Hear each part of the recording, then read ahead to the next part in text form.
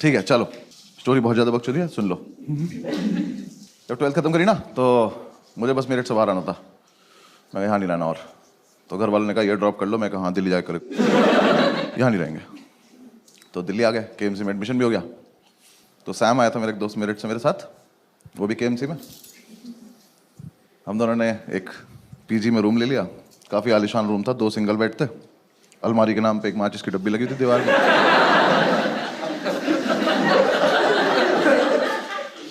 और जो आर्किटेक्ट था ना उसका,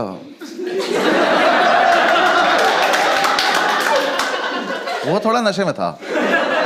उसने 2 दरवाजे बनाए थे, एक दरवाजा सड़क पे ही खुलता था, तो अगर कभी जाने अनजाने में खोल दो तो स्कूटी में लग जाता था किसी की। आदमी बढ़िया जा रहा, भाग जाया था गिर, किसी ने दरवाजा खोल दिया। तो हम उसे ज्यादातर बंद ही रखते थे क्योंकि हम भी नशे में रहते थे। तो उस कमरे में एक तरफ हम चाय बनाते थे, तो उधर एक बार चाय गिर गई थी, तो उसके ऊपर अखबार बिछा दिया था। तो अब जो हेडलाइन थी वो चिपक गई थी। तो न्यूज़ के नाम पे हम रोज ये पढ़ते थे कि गाजियाबाद में सरेआम कत्ल हुआ है। और हम रोज वहां से निकलते कहते गाजियाबाद में बहुत कत्ल हो रहे हैं यार।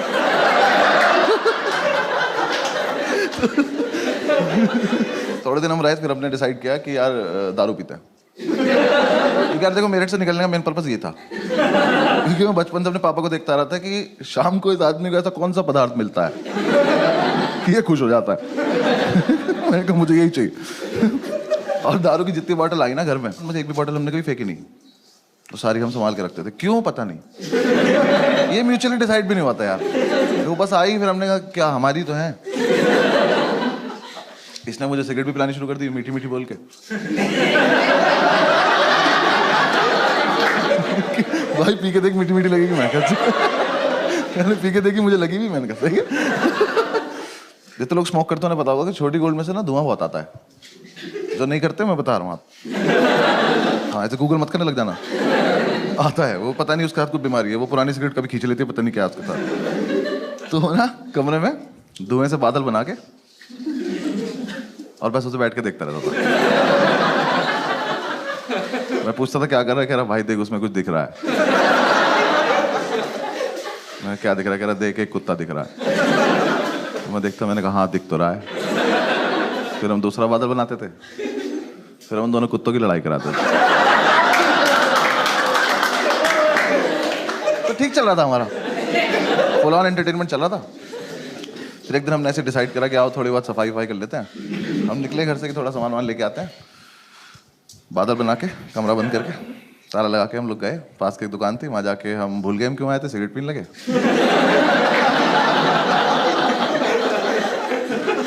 फिर याद आया तो मैंने वाइपर लिया, तो इसने बोला कि वाइपर मत ले यार, रख दे वापस। मैं कह रहे वो कत्ल के निशान मिटाने ले लेते।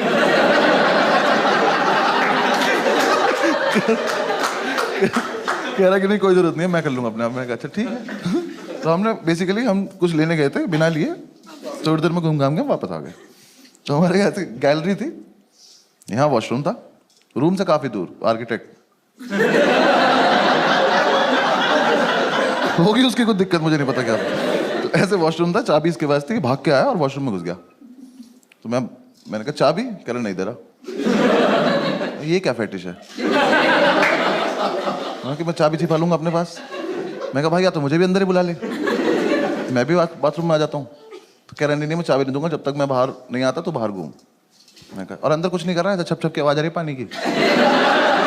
पता नहीं बाल्टी में चाबी ही डुबो रहा था।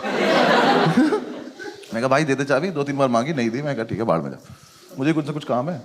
मैं बाहर आया, ऐसे थोड़ा सा ओपन एरिया था, उसमें ऐसे गोल गोल घूम रहा था। मैं ऐसे घूम रहा था तो मैंने देखा हमारे रूम के बाहर एक आदमी खड़ा हुआ बैग टांग के। तो मुझे लगा ये सेल्समैन होगा, कुछ बेच रहा होगा। तो मैंने कहा अरे टाइम पास तो मिल गया,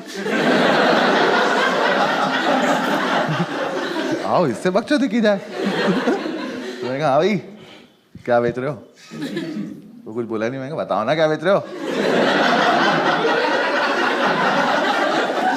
तो वो पलटा, कहता तुम कौन हो। मैं कहा मैं कस्टमर, बताना क्या बेच रहे हो।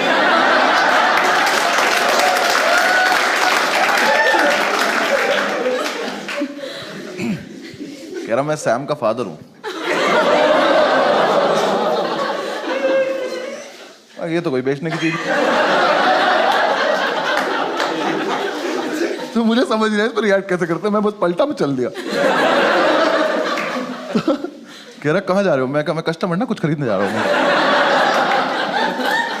कह रहा सही से बताओ तुम करते क्या हो? मैंने कहा अंकल मैं ना पीछे डांस सिखाता हूँ वहाँ पे ना। कुछ समझ ही नहीं आया। मैं रियाज ही कर रहा था, आप आ गए एकदम से ना। तो थोड़ी दूर में भागा। कह रहे एक सेकंड तुम अनुभव हो ना? आप थोड़ी बात सीरियस होती जा रही है। मैं कहा नहीं। कह रहा मुझे सैम ने बताया तुम्हारे बारे में, और मैं ही सोच रहा हूँ अपने लड़के से स्केच बनवाता है क्या? उस टाइम फोटो तो होते नहीं थे। तो ये क्या दोस्त से हाँ बनाओ, शक्ल बनाओ। तो यार देखो मैं भाग सकता था वहां से, लेकिन फिर मुझे एकदम से लगा कि आज क्या होने वाला है। ये आदमी अभी वॉशरूम से आएगा, ये अपना बाप देखेगा, फिर हम तीनों मिलके कमरा देखेंगे, और ये संसार तमाशा देखेगा। मैं इस मोमेंट को मिस तो नहीं करना चाहता। तो मैं कहा बता देते हैं हम कौन है, क्योंकि देखो मुझे क्या डर था, ये आदमी क्या कर लेगा, वैसे तो है नहीं मुझे पीट देगा, ज्यादा से ज्यादा क्या मेरे घर पे फोन करोगे, कर लो। जो अभी टाइम हो रहा है मेरे पापा पक्का फोन उठा के बोलेंगे चीयर्स भाई साहब।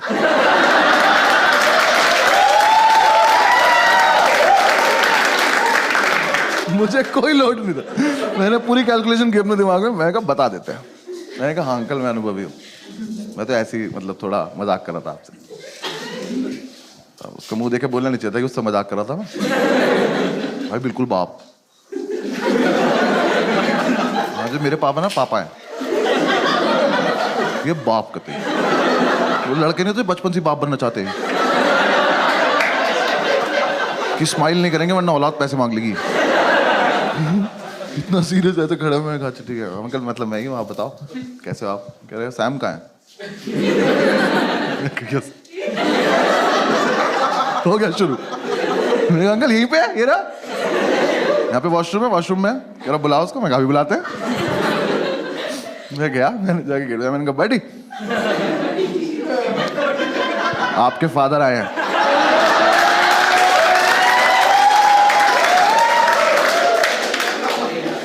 ये चमन चूतिया अंदर से बोला नहीं मिलेगी चाबी।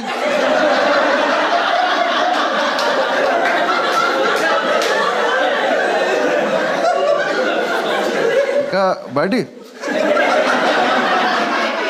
रख लो चाबी, आपके पापा आए हैं।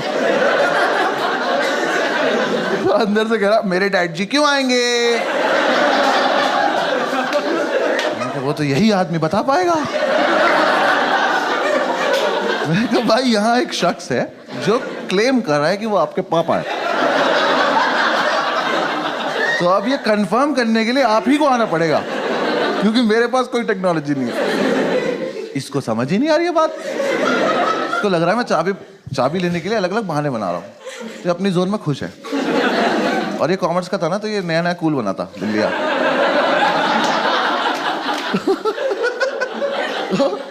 इसने कूल बनने के लिए दिल्ली आके कुछ लड़कों से दोस्ती करी थी और एमिनेम सुनना शुरू किया था। पर इसके लिए नहीं था वो, मेरठ का लड़का एमिनेम, समझ रहे हो तुम? वहां के लड़के अभी भी मेमोरी कार्ड को चिप बोल रहे हैं यार।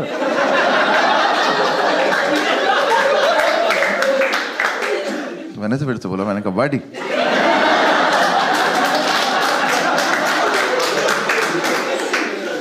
प्लीज मान जाओ, आपके पापा आए हैं। अंदर से कह रहा है buddy love the way you लाई।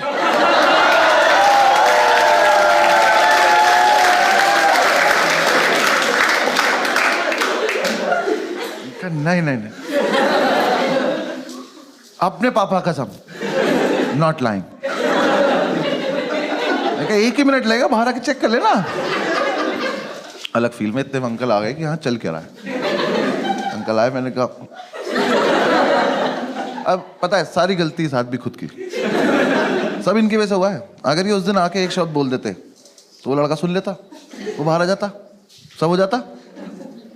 बाप है, कैरेक्टर में रहना। यहाँ आके मुझसे कह रहा है कि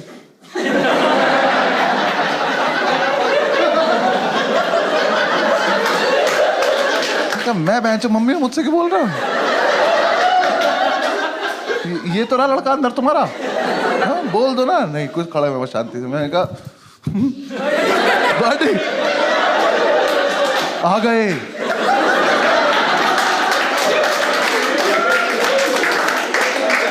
यार पता है सब सच है। एकदम से इसका मेरठ ऊपर आया, एमिनेम नीचे चला गया और इसका पेशेंस लेवल खत्म हो गया। इसे लगा कि अब तो ये बहुत देर से बकचोदी कर रहा है, तो अब मुझे इसे जवाब देने का टाइम आ चुका है। इसने अंदर से इतनी बुरी बुरी गालियां देनी शुरू करी, इतनी बुरी बुरी की स्टेज पे तो मैं दे भी नहीं सकता।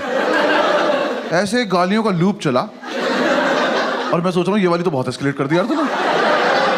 और ऐसे चला चला चला चला चला और एकदम से एक लाइन आई, और तुझे पता है मेरा बाप कितना बड़ा चूतिया है।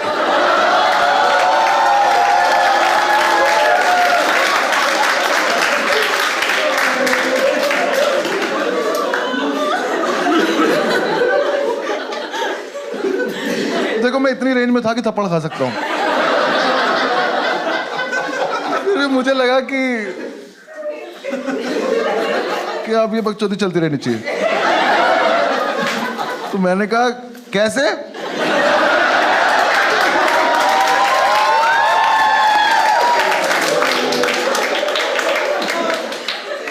तो कह रहा पता नहीं क्यों आता है दिल्ली, और जब भी आता है एक आलू भुजिया का पैकेट और 4 लड्डू लेके आ जाता है। फिर मेट्रो स्टेशन से फोन करता है, मुझे मेट्रो स्टेशन जाना पड़ता है। कह रहा ये नहीं कभी मैं दारू ले आया।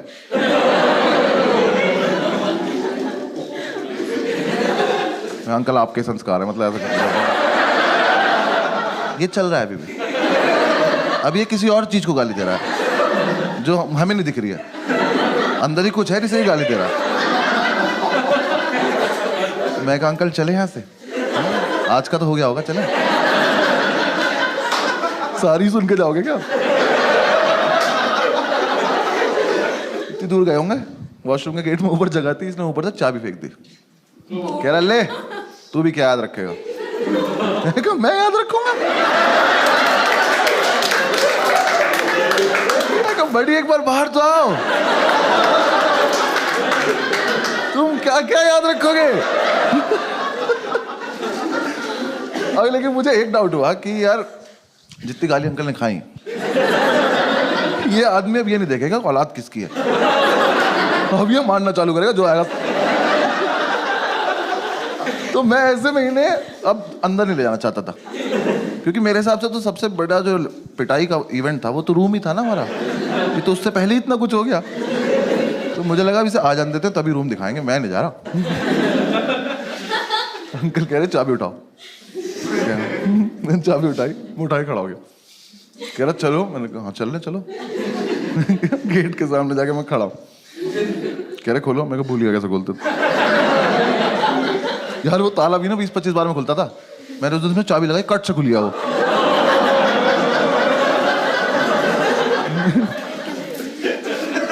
ऊपर वाला तो साथ नहीं दे रहा आज। मैंने ताला ऊपर अटका, कुंडी खोली, मैंने कहा अंकल अब आप कर लो। अंकल ने गेट खोला, पहले तो बादल आए, वो 2 जर्मन शेफर्ड अंकल के ऊपर से गए। वो आदमी स्मोक नहीं करता, कह रहा ये क्या था? मैंने कहा कुछ नहीं। अंदर आओ, अभी तो बिजली भी कड़क रही है, आ जाओ।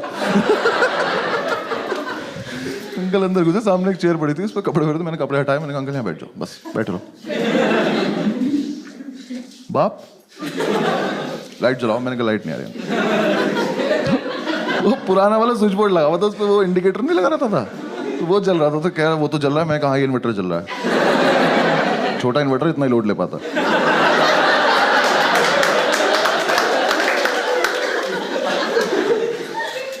उठे, लाइट जला दी जाके। मैं कहा इसमें आप अपने आप किया, आपने जो किया। अब देख लो। कमरा देखा,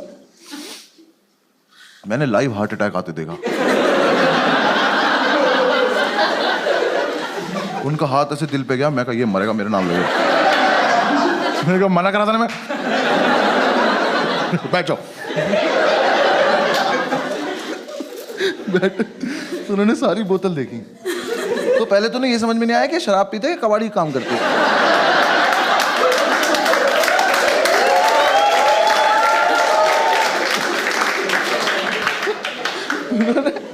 बॉटल देखी और मतलब इतना जेन्युइन सवाल उनका कि पीते ही हो ना? हाँ पीते हुए। और देखा कि साफ सफाई देखी कितनी है। उठ के कमरे में घूमे, मैं उधर मत जाओ, कत्ल हो रखा वहां पे। उन्होंने देखा हमारा चाय वाय का एरिया, कह रहे अच्छा अच्छा ठीक। एक तो बाप लोगों को ना, बच्चा उनका आर्टिस्ट हो इसकी कदर नहीं होती, आर्ट की कदर नहीं होती उन्हें। इतना सुंदर पिरामिड बनाया था हमने सिगरेट की डब्बियों से, तोड़ दिया। हम पंखा नहीं चलाते थे कि गिर जाएगा, आगे तोड़ दिया वो डिब्बियां देखना सारी, उसमें से एक डब्बी उठाई, उसमें से आवाज आई, खोली तो उसमें बीड़ी थी। तो कह रहे तुम सिगरेट भी नहीं पीते?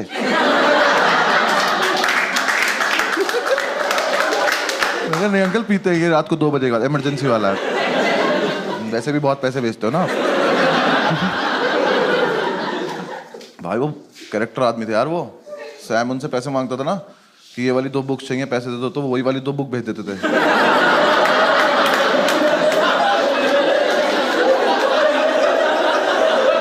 फिर हम दोनों पूरे मार्केट में बुक ले घूम रहे थे, कोई ले लो यार, तो हमारे तो ये कोर्स की भी नहीं है।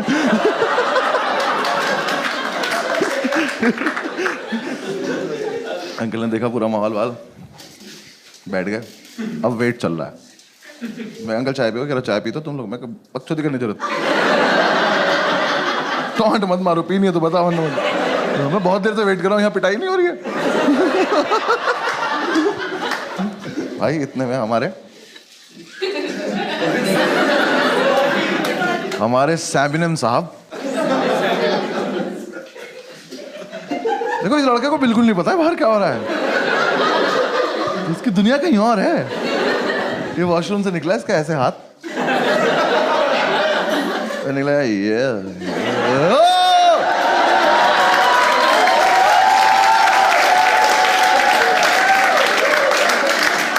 वापस बाथरूम में गया, बंद कर लिया और वहीं से चला रहा, पापा माफ कर दो, कभी नहीं करो पापा। अंकल कह रहे बुला के लाओ इसे। मैं फिर मैं बुला के लाऊं यार, अभी आया तो झपट्टा क्यों नहीं मारा आपने इस पे? तो मैं वापस गया, मैंने कहा बेटी हो गया, आप धप्पा हो गया, आ जाओ। मैं कहा देख लिया पापा ने, आ जाओ। अब कुछ नहीं हो सकता। बाहर आया, कह रहा भाई क्या होगा? मैं कहा मुझे क्या पता, तेरा बाप है भाई। मुझे तो बस देखना है, चल जल्दी। आए रूम में, फैमिली वैल्यूज। भाई नहाती पहले पैर छुए। मैं कहा अच्छा आशीर्वाद मिलेगा आपको। बैठा, अंकल ने कहा क्या है सब? कह रहा मैं नहीं करता। अंकल ने मेरी तरफ देखा, मैंने कहा मैं भी नहीं करता। मकान मालिक का है सब। मीठी मीठी बोल के सिगरेट पिलाता है लड़का, बकवास कर रहा मैं नहीं करता। भाई अंकल ने तो थोड़ी देर डांटा कि तुम तो ब्राइट स्टूडेंट हो, मैं कॉमर्स का ही।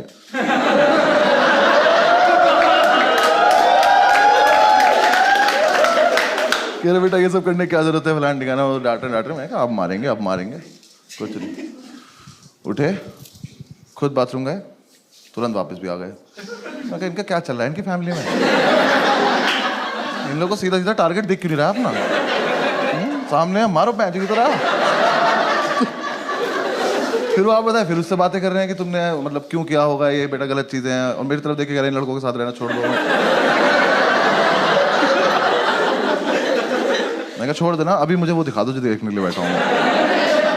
कुछ नहीं, मैं ऐसे घूम रहा, मैंने अंकल का बैग देखा तो उसमें 1 आलू भुजिया रखी, 4 लड्डू रखे। मैंने कहा आज तो नहीं निकालेंगे, आज तो इसे वापस ले जाएंगे। आज तो बात कर रहे हैं उससे, करते करते उन्होंने आलू भुजिया निकाल दी। मैं कह अरे यार कहते ही शर्म नहीं आ रही, अभी गाली खाई है। आलू मुझे रख दी, 4 लड्डू रख दिए। कह रहे बेटा सुनो, ये सब बिल्कुल बंद कर दो और वीकेंड पे मेरे उठाओ, तुमसे बात करता हूँ। बैग उठाया और चल दिए। ये क्या टाइम वेस्ट हुआ मेरा? ये तो मतलब इतने कैरेक्टर में थे क्यों आप, अगर आपको इतना ही इजी काम नहीं आता तो?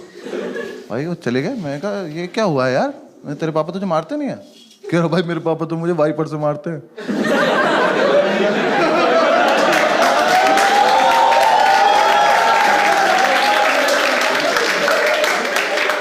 मैं कहा तो इसलिए मना कर रहा था क्या?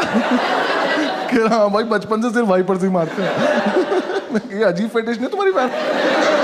बाथरूम से बहुत ज्यादा लगाव नहीं तुम लोगों को?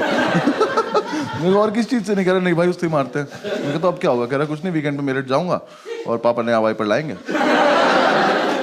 और फिर उसके बाद आके दिखाऊंगा।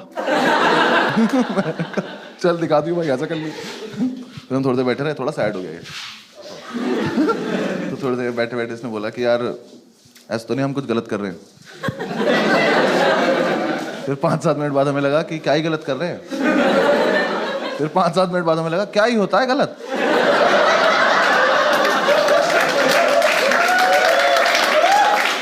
किसी के लिए गलत, किसी के लिए सही होता है। तो हमारे पास एक और क्वार्टर पड़ा था, हमने वो निकाला, एक एक पैक बनाया। भुजिया आई थी, इसका यूज भी तो करना था। हमने भुजिया गोली, अपने अपने बादल बनाए। हमारे कुत्तों की लड़ाई होने वाली थी कि अंकल वापस आ।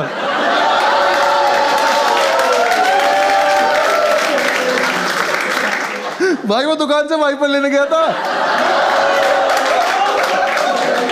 उन्हें स्वीटी नाम के वाइपर से जो सूता है ना उसको तो घुमा घुमा। अंकल देखे मेरे, uncle love the way you lie.